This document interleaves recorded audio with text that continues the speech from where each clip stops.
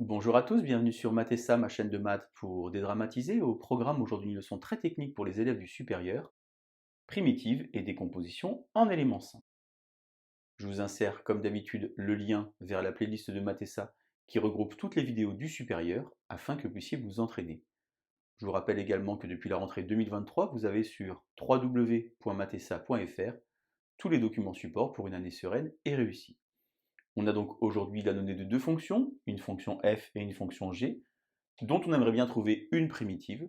Le problème, c'est qu'en l'état, on n'est pas capable de donner une primitive de ces fonctions. C'est la raison pour laquelle on va utiliser la notion de décomposition en éléments simples.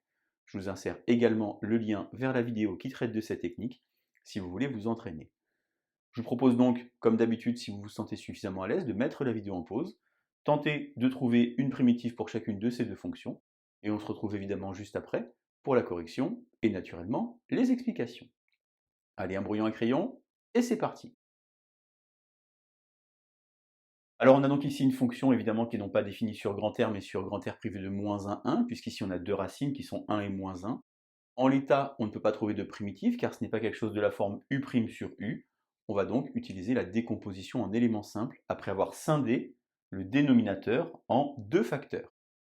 On cherche donc deux nombres A et B, tels que la fonction soit égale à A sur x plus 1 plus B sur x moins 1.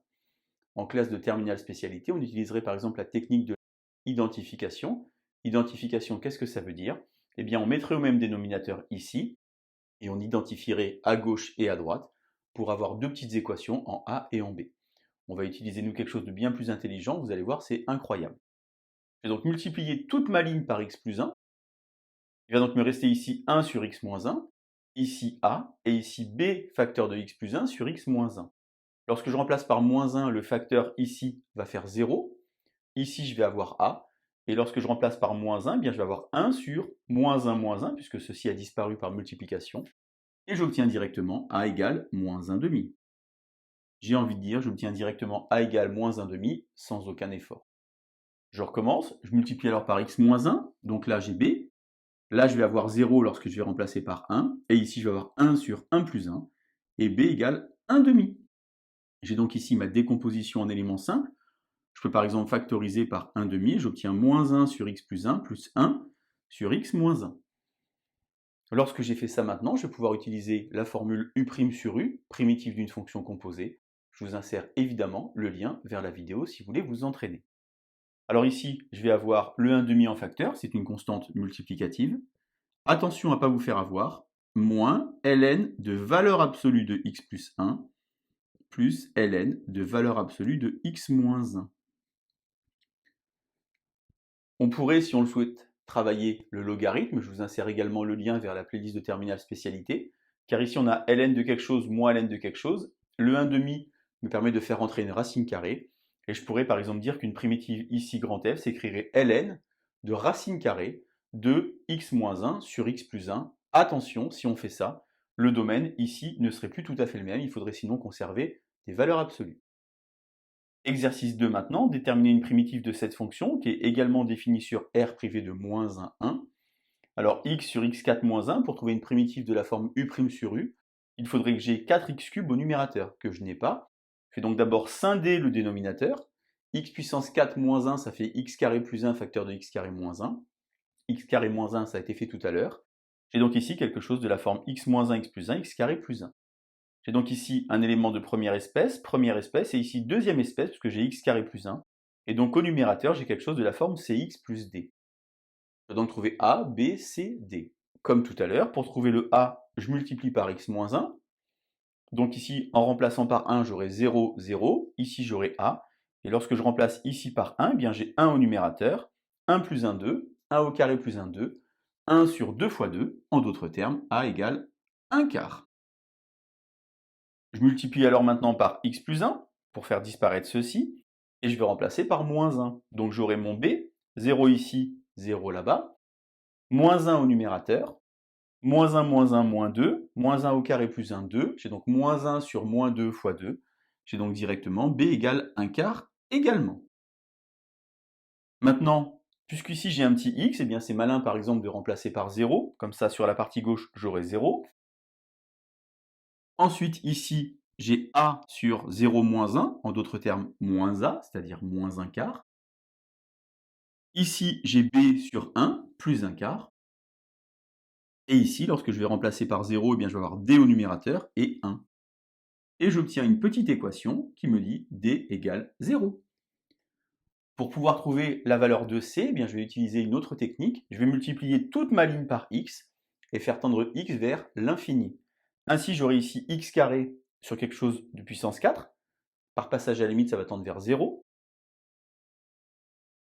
Ici, j'ai ax sur x moins 1, ça tend vers a, c'est-à-dire donc un quart.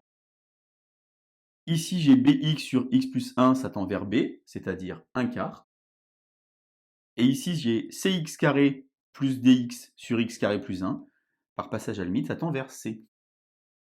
J'obtiens donc directement c égale moins 1 demi. J'ai donc trouvé le a, le b, le c et le d. Je peux donc écrire maintenant ma décomposition en éléments simples, toujours sur grand R privé de moins 1, 1. J'ai donc ici 1 sur 4 facteur de x moins 1, plus 1 sur 4 facteur de x plus 1, moins, ici j'ai 2 au dénominateur, et attention, c'est cx plus d, d vaut 0, j'ai donc ici x. Maintenant, je peux trouver une primitive que j'ai appelée grand G pour cette fonction. De nouveau, j'ai quelque chose de la forme u' sur u, presque, parce qu'à la fin, c'est pas tout à fait ça. J'ai donc ici un quart de ln de valeur absolue de x moins 1, plus un quart de ln de valeur absolue de x plus 1. Et ici, pour avoir u' sur u, il me faut un 2 en haut. Donc je rajoute un 2 en haut et en bas. J'ai donc ici un quart, avec un petit moins devant. ln de x carré plus 1. Je peux ici m'affranchir de la valeur absolue, puisque x carré plus 1 est toujours positif. J'ai donc répondu à la question, trouver une primitive à l'aide de la décomposition en éléments simples. Je peux poursuivre l'exercice par exemple en calculant une intégrale, alors je me suis posé sur 2, 3, pour pouvoir ici enlever les valeurs absolues.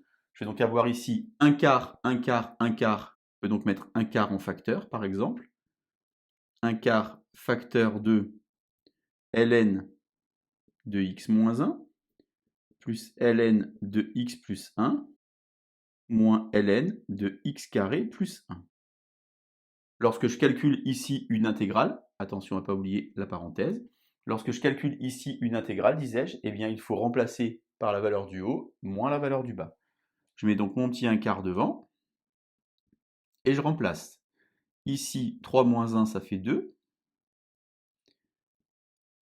3 plus 1, ça fait 4. Et ici, 3 fois 3, 9 et 1, ln de 10. Ceci, moins, parenthèse, je remplace par 2, 2 moins 1, ça fait 1, ln de 1, ça fait 0. Ici, j'ai ln de 3, moins, et ici, j'ai ln de 5. Il me reste alors un quart. Je vais donc utiliser mes connaissances sur le logarithme. J'ai donc ici ln de 2, plus 2 ln de 2, moins ln de 2, moins ln de 5, moins ln de 3, plus ln de 5. Les ln de 5 vont donc se simplifier. Il me reste ln de 2 moins ln de 2, ça s'en va. J'ai donc 1 demi de ln de 2, moins 1 quart de ln de 3. J'ai donc réussi à calculer une intégrale entre 2 et 3 de cette fonction x sur x carré moins 1, dont au départ je n'étais pas capable de trouver une primitive. Voilà donc primitive et décomposition en éléments simples, vous voyez c'est vraiment technique. Je vous laisse vous entraîner, je vous laisse surtout pratiquer, et je vous dis à bientôt sur Matessa. Bonne journée.